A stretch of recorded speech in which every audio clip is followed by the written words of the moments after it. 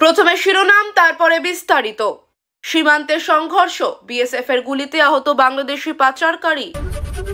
আরজিকর দুর্নীতি মামলায় ফের বড়সড় ধাক্কা সন্দীপ ঘোষ, ফেঁসে গেল আরো ভীষণভাবে। মমতাকে খুশি করে দিল সৌরভ গাঙ্গুলি, কি এমন করল সৌরভ? ভয়ানক খবর, এক কোপে ধর থেকে আলাদা করে দেওয়া হয় মুন্ড, উপড়ে দেওয়া হয় যৌনাঙ্গ।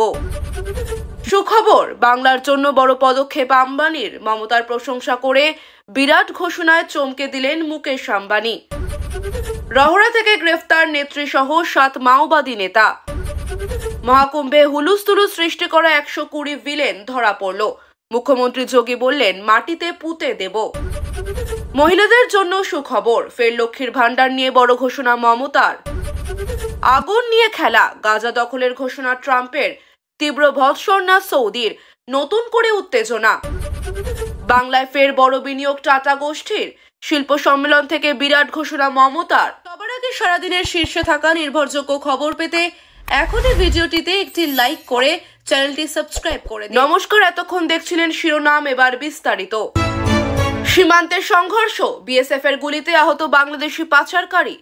দক্ষিণ দিনাজপুরের গঙ্গারামপুর সীমান্তে কাফ সিরাপ পাচারের সময় বিএসএফ এর বাধা উপেক্ষা করে হামলা চালালো বাংলাদেশি পাচারকারীরা। বিএসএফ জওয়ানের রাইফেল ছিনতাইয়ের চেষ্টা করায় গুলি চালাতে বাধ্য হয় বিএসএফ। গুলিবিদ্ধ হয় এক পাচারকারী। বুধবার ভোরে 5 বাংলাদেশি সীমান্ত অতিক্রম করে ভারতের ভূখণ্ডে প্রবেশ করে। তারা কাঁটাতার কেটে পাচারের চেষ্টা করছিল। বাধা দিলে পাচারকারীদের আক্রমণে আহত হন বিএসএফ জওয়ান অরফেজ কুমার, বয়স 25। আত্মরক্ষায় গুলি চালালে বাংলাদেশি পাচারকারী মোহাম্মদ আলাউদ্দিন, বয়স 32, গুলিবিদ্ধ হয়। এদিকে তপনের লক্ষ্মীশ্বরপুরে 4টি গরু সহ এক বাংলাদেশি ধরা পড়েছে। সীমান্তে কড়া নজরদারি শুরু করেছে বিএসএফ ও পুলিশ। আরজিকর দুর্নীতি মামলায় ফের বড়সড় ধাক্কা সন্দীপ ঘোষ, ফেঁসে গেল আরো ভীষণভাবে। আরজিকর দুর্নীতি মামলায় চার্জ গঠনের বিরোধিতা করে সন্দীপ ঘোষের আবেদন ফের খারিজ করল কলকাতা হাইকোর্ট। বিচারপতি তীর্থঙ্কর ঘোষ মামলার গ্রহণযোগ্যতা নিয়েই প্রশ্ন তুলেছেন এবং আগের নির্দেশ বহাল রেখেছেন। এর আগে প্রধান বিচারপতির দ্বারস্থ হলেও সেখানেও লাভ হয়নি সন্দীপদের। সন্দীপ ঘোষের আইনজীবীর দাবি ছিল বিশাল চার্জশিট পড়ার সময় পাননি তারা। তবে বিচারপতি জানান নিম্ন আদালতে নিজেদের বক্তব্য রাখতে হবে। প্রসঙ্গত 2023 সালের অগস্টে আরজিকর হাসপাতালের এক ডাক্তারি ছাত্রের ধর্ষণ ও হত্যার মামলার তদন্তে হাসপাতালের আর্থিক দুর্নীতির তথ্য উঠে আসে। সেই সূত্রে প্রাক্তন অধ্যক্ষ সন্দীপ ঘোষ সহ 5 জনকে গ্রেফতার করে সিবিআই। মমতাকে খুশি করে দিল সৌরভ গাঙ্গুলি, কি এমন করল সৌরভ? নিউ টাউনে শুরু হলো 8ম বিশ্ববঙ্গ বাণিজ্য সম্মেলন। হাজির মুকেশ আম্বানি, সজ্জন জিন্দল, সঞ্জীব গোয়েঙ্কারা। আলোচনার কেন্দ্রবিন্দুতে সৌরভ গঙ্গোপাধ্যায়, যিনি পশ্চিম মেদিনীপুরের শালবনীতে ইস্পাত কারখানা তৈরির ঘোষণা করেছিলেন। সম্মেলনে সৌরভ বলেন, আমি ব্যবসা খুব একটা বুঝি না, তবে লগ্নির চেষ্টা করছি। মুখ্যমন্ত্রী ও তার টিমের কাছ থেকে সমর্থন পাচ্ছি। মমতা বন্দ্যোপাধ্যায় জানান সৌরভ নিজেও বিনিয়োগ করছেন। বাংলার শিল্প সংস্কৃতির পরিবর্তন তুলে ধরে তিনি বলেন বাংলায় বিনিয়োগের বিশাল সম্ভাবনা রয়েছে। সম্মেলনে বিশ্বের নানা দেশের প্রতিনিধিরা উপস্থিত ছিলেন।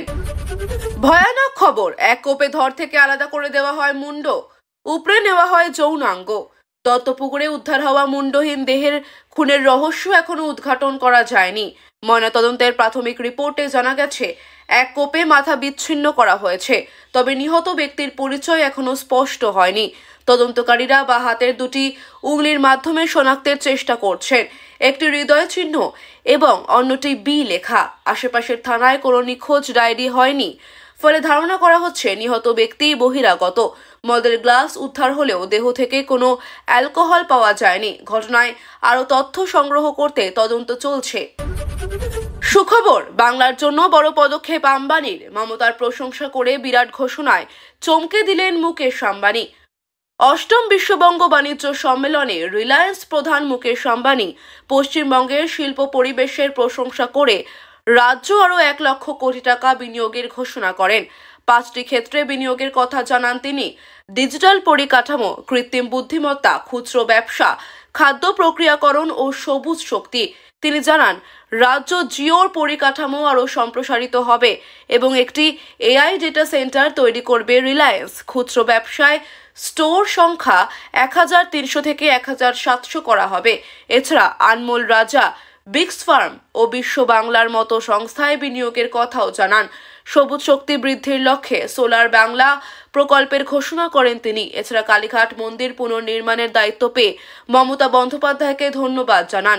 সম্মেলনে বিশ্বের বিভিন্ন দেশের শিল্পপতিদের রাজ্যে বিনিয়োগের আহ্বান জানান আম্বানি। রহরা থেকে গ্রেফতার নেত্রীসহ 7 মাওবাদী নেতা।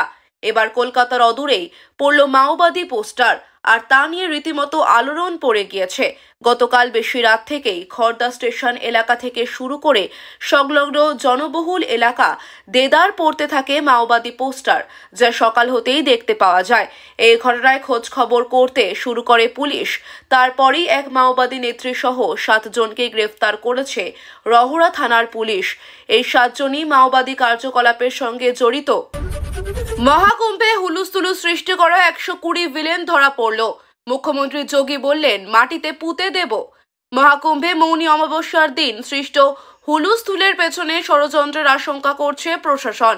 উত্তরপ্রদেশ এসটিএফ ও এটিএস তদন্তে নেমে এআই ক্যামেরার মাধ্যমে 120 জন সন্দেহভাজনকে শনাক্ত করেছে, যারা একই বাসে মেলায় প্রবেশ করেছিল। মুখ্যমন্ত্রী যোগী আদিত্যনাথ অপারেশন 120 চালু করেছেন এবং ওয়্যার রুম থেকে পরিস্থিতি পর্যবেক্ষণ করেছেন। তদন্তে 16,000-এর বেশি মোবাইল নম্বর স্ক্যান করা হচ্ছে। সন্দেহভাজন নম্বরগুলোর উপর নজরদারি চলছে। সিসিটিভি ও ড্রোন ফুটেজ বিশ্লেষণ করে একাধিক সন্দেহজনক কার্যকলাপ শনাক্ত হয়েছে। প্রত্যক্ষদর্শীদের মতে একদল যুবক পরিকল্পিতভাবে বিশৃঙ্খলা সৃষ্টি করেছিল। মেলার ব্যবসায়ীদেরও জিজ্ঞাসাবাদ করা হচ্ছে। অতিরিক্ত পুলিশ মহাপরিদর্শক অমিতাভ ইয়াশ নিজে উপস্থিত থেকে তদন্ত তদারকি করছেন। এটি নিছক দুর্ঘটনা নাকি পরিকল্পিত ষড়যন্ত্র তা খতিয়ে দেখছে তদন্তকারী দল। মহিলাদের জন্য সুখবর, ফের লক্ষ্মীর ভান্ডার নিয়ে বড় ঘোষণা মমতার। পশ্চিমবঙ্গের মহিলাদের জন্য সুখবর, লক্ষ্মীর ভান্ডার প্রকল্প কোনোদিনও বন্ধ হবে না, বরং মহিলারা আজীবন এই সুবিধা পাবেন। এমনই ঘোষণা করলেন মুখ্যমন্ত্রী মমতা বন্দ্যোপাধ্যায়। মঙ্গলবার বেঙ্গল গ্লোবাল বিজনেস সামিট এর মঞ্চ থেকে শিল্পপতি মুকেশ আম্বানির উপস্থিতিতে তিনি বলেন, আমরা দেশে প্রথম এই ধরনের নারী স্বনির্ভরতা প্রকল্প শুরু করি। পরে আরও রাজ্য এই উদ্যোগ গ্রহণ করেছে, কিন্তু পশ্চিমবঙ্গের মেয়েরা এই টাকা সারা জীবন ধরে পাবে। শিল্প উন্নয়ন নিয়ে বড় ঘোষণা করেন মুখ্যমন্ত্রী। তিনি জানান, রাজ্য শিল্প স্থাপনের জন্য 5,000 একর জমি প্রস্তুত রয়েছে। তার বক্তব্য, আমরা ভাগাভাগিতে বিশ্বাস করি না, একতায় বিশ্বাস করি। তিনি আরও বলেন, পশ্চিমবঙ্গ ব্যবসার অন্যতম সেরা গন্তব্য। এখানে শিল্প স্থাপনের জন্য সব রকম সুবিধা দেওয়া হবে। এই ঘোষণায় মহিলাদের পাশাপাশি শিল্প মহলেও আশার সঞ্চার হয়েছে। আগুন নিয়ে খেলা, গাজা দখলের ঘোষণা ট্রাম্পের, তীব্র ভৎসনা সৌদির, নতুন করে উত্তেজনা। প্রাক্তন মার্কিন প্রেসিডেন্ট ডোনাল্ড ট্রাম্প গাজা দখলের পরিকল্পনার কথা জানিয়ে তীব্র সমালোচনার মুখে পড়েছেন। হোয়াইট হাউসে ইসরায়েলি প্রধানমন্ত্রী নেতানিয়াহুর সঙ্গে যৌথ সাংবাদিক বৈঠকে তিনি বলেন, গাজা আমাদের হবে, সেখানে উন্নয়ন করব, তবে প্যালেস্তিনীয়দের পুনর্বাসনের কথা উল্লেখ করেননি, বরং তাদের অন্যত্র সরানোর পক্ষে সওয়াল করেছেন।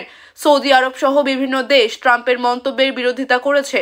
বিশেষজ্ঞরা বলছেন, এটি মার্কিন বিদেশ নীতির পরিপন্থী। নেতানিয়াহু ট্রাম্পের পরিকল্পনাকে সমর্থন করে বলেন, এতে ইতিহাসের গতিপথ বদলে যাবে। বাংলায় ফের বড় বিনিয়োগ টাটা গোষ্ঠীর, শিল্প সম্মেলন থেকে বিরাট ঘোষণা মমতার।